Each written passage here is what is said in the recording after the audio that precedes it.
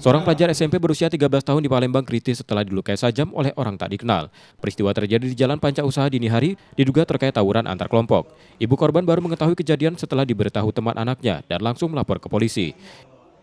Dia tidak balik ke rumah, kalau dia balik sekolah, dia tempat neneknya. Nah, dia tidak lagi balik di Panca. Jadi kan kita tidak tahu dia kemana.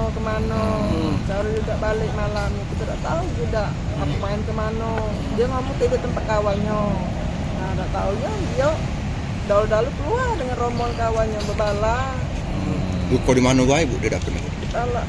Di kepala. Di bacak pakai apa cerurit. Setelah sekarang lagi operasi di rumah sakit umum.